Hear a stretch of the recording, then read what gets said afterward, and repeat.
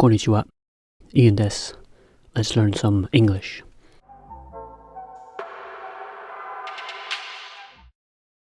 So today we're looking at homophones, which are words that sound the same, but they look different when you see them written down, and they mean two different things, so it can be quite confusing because you can hear it and think it means something else, but hopefully the rest of the sentence will make it clear.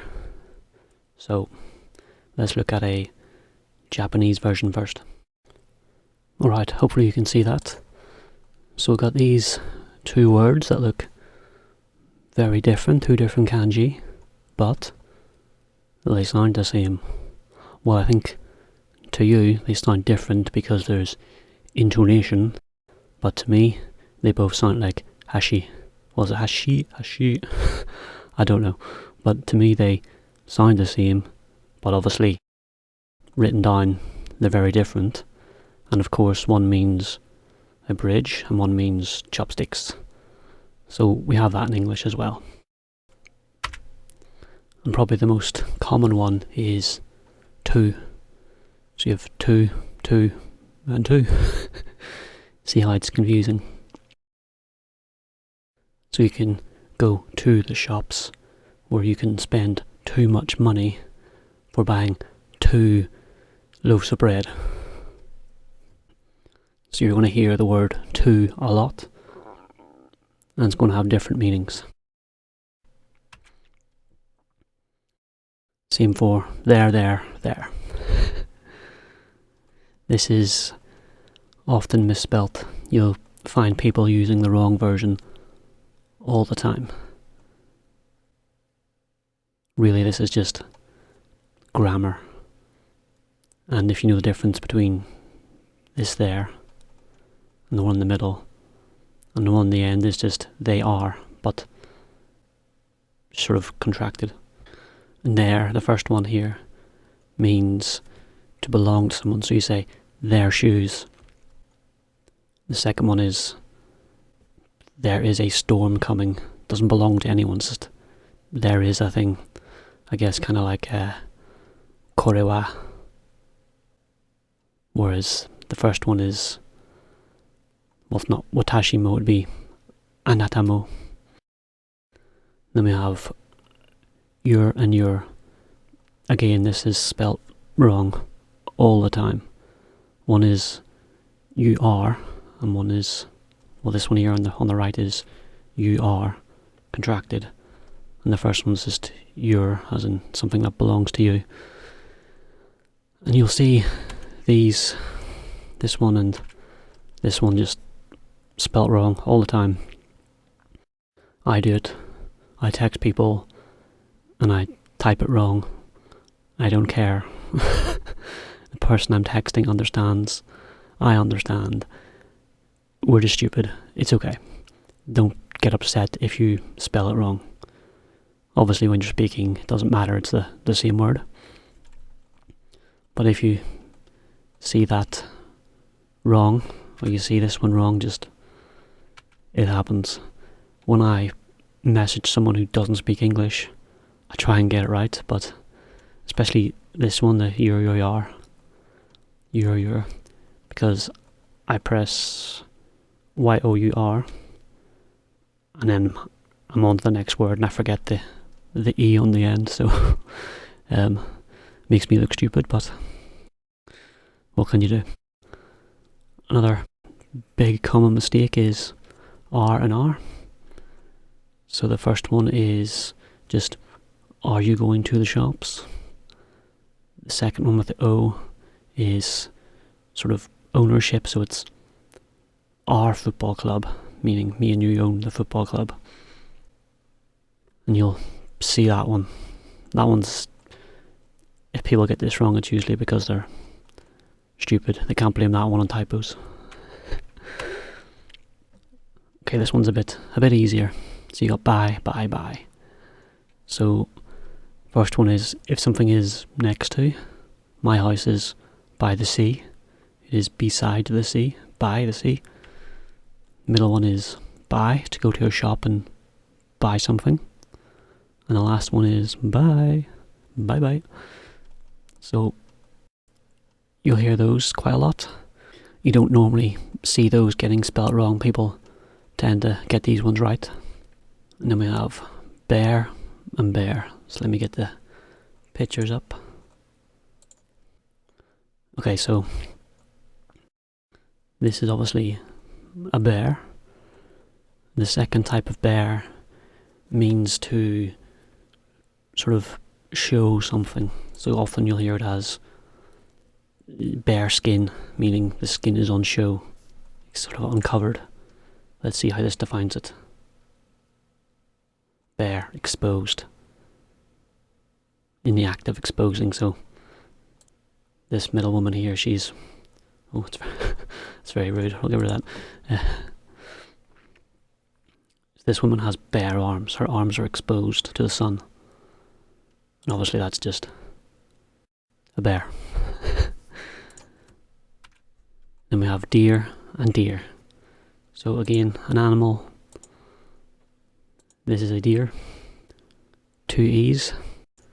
And EAR is when you write a letter, you say, Dear person.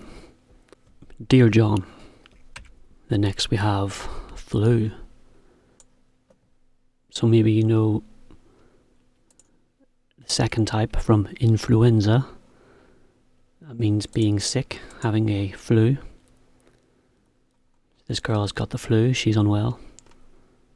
And the first type, FLEW, is the past tense of fly. So I flew to Tokyo and I caught the flu. Hopefully I will fly to Tokyo and not catch the flu. And then we have weather. So the first one is the rain, the sun, the clouds, snow, all these symbols here, lightning, that's weather. The other weather is kind of a this or that. So kind of giving 2 options. I don't know whether I should go or not. I guess you could use both in the same sentence.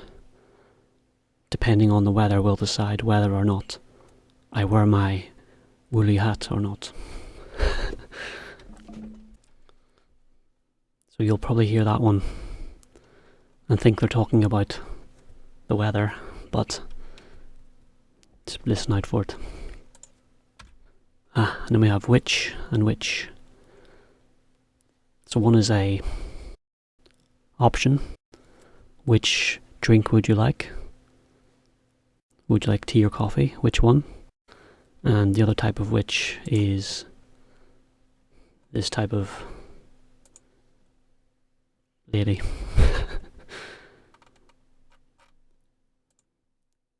It's a very European witch. What does Japanese witch look like?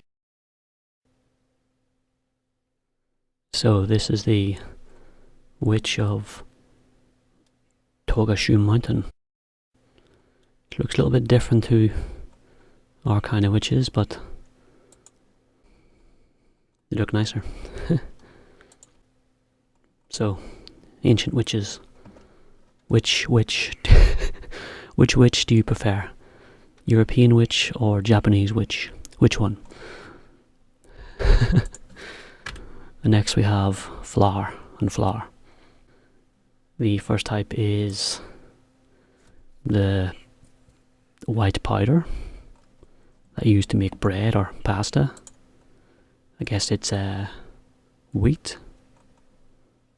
I guess anything ground up. So, yeah, that'll make your bread. And the other flour is Hana. You know, that's a flour. So, which flour do you prefer? I think I like these ones better. The next is hay and hay.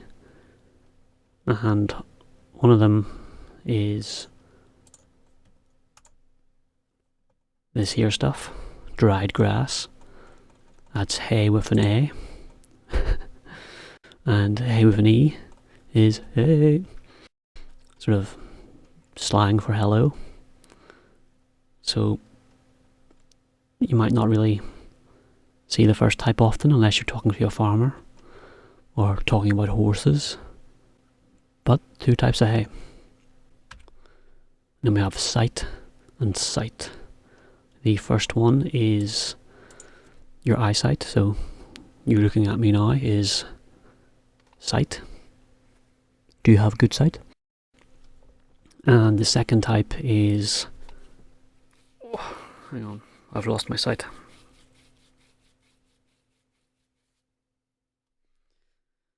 The second type is usually an area, sort of an area that they call a site, and most often you're going to hear it as in a building site or a construction site. So if they get on a map and draw an area and say we're building houses here, that's the site for the new houses. And then we have here and here. So the first type is a place, so right here. I'm going to touch here. And then the second type is here. So did you hear me touching here? Then we have meet and meet. So if I tell you to be outside the train station tomorrow at 2 o'clock, you're going to meet me there. And then the second type of meat is, steak, chicken. So I'll meet you tomorrow for some meat. If we're going to go to the steak restaurant, we'll be beating for meat. And then we have nose and nose. The first type is tip of your nose, in between your eyes, your nose. And the second type is you have some information, so you know how to speak English, but you would talk about someone else. He knows what a nose is. He knows where the shop is. Do you think he knows these words?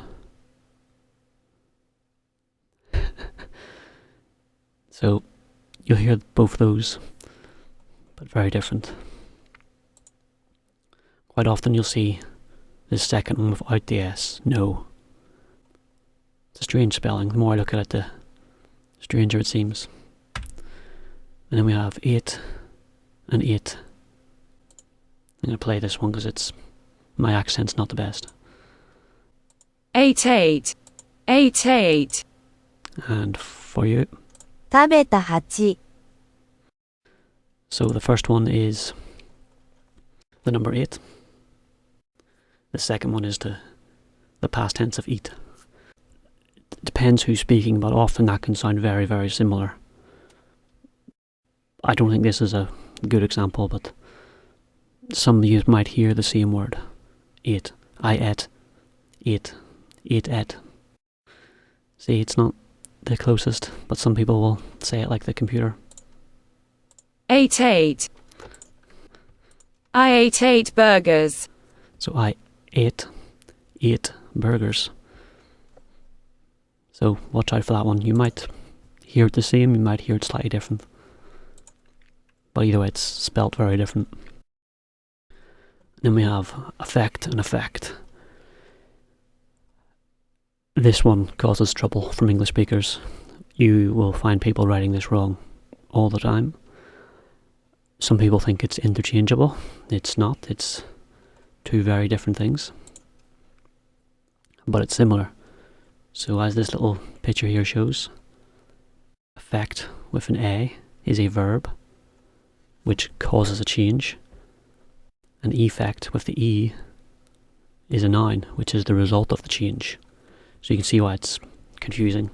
And some people say affect and effect, but it can be sort of effect. So that's a tough one. And I wouldn't worry about it too much if you get it wrong, because 99% of people won't notice. Including me. And then lastly, don't get confused with American spelling. So, grey and grey, they sound the same, they look different, but it's the same thing. The Americans spell differently. Which one is which? I can't remember. I don't even want to guess. Okay, and then for this one, colour and colour. Spelled different, same word, same meaning. It all means red, yellow, green, blue, whatever. So it's not quite the same as, these mean two different things. These mean two different things. These ones, it's just the American spelled different. So don't get caught up with that. If someone says colour and colour, same thing. If they write it, I would rather you wrote the English version. If you write in Americans, I'll forgive you. And if you kind of mix the two, I'll forgive you. Because I know you're not a native English speaker, so it's okay, but try and stick to one. British English, of course. So that's looking at the homophones. Hopefully that's helpful. More helpful if you're reading. If you're just listening, it sounds the same, but still got to be aware that the same sounding word has a different meaning. There's more than this. This is not the whole list. Do you know any more? Was there ones here that confused you, or ones you didn't know? Let me know. And of course, I've got the website. More lessons, more worksheets, more vocabulary, more English. So go sign up there for free. Keep practicing, keep watching, keep listening, keep speaking. Arigato. Matinee.